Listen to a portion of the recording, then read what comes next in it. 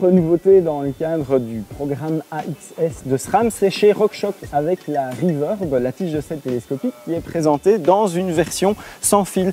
On a la même commande, quasiment la même commande que pour la transmission sur le côté gauche. La seule différence, un seul bouton, un bouton qui s'active juste vers le bas au lieu d'une commande au bas. La même douceur de fonctionnement, la même facilité aussi, et puis aucun câble qui court de l'un à l'autre pour installer et désinstaller la tige de sel télescopique. C'est un fameux confort supplémentaire. Et puis Magura s'était déjà essayé à la tige de sel télescopique avec la Vyron.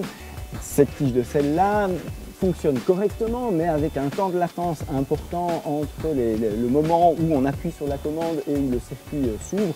Ici, il n'y a plus aucun temps de latence, c'est vraiment instantané, c'est même plus rapide qu'avec la commande hydraulique qui a une course morte plus importante. Ici c'est juste un tout petit clic, quelques millimètres de déplacement au niveau du doigt, on a des sensations toujours au niveau du doigt, mais quelque chose de très souple et de très rapide.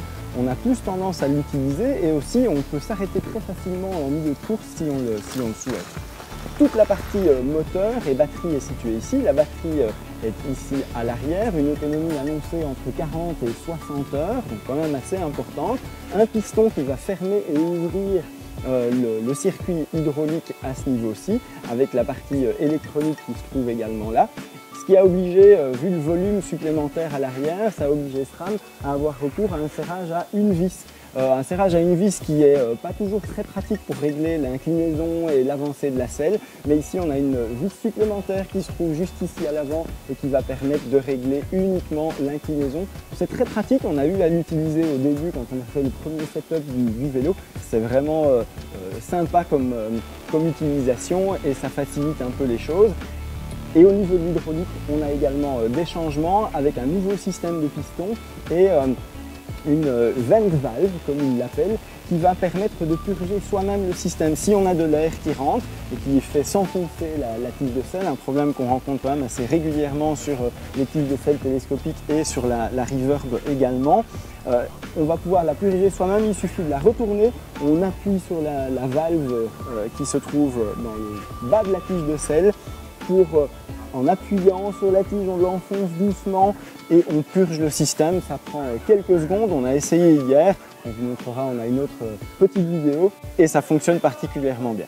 Le seul élément qui va freiner par rapport à cette Reverb, c'est le prix, 800 €.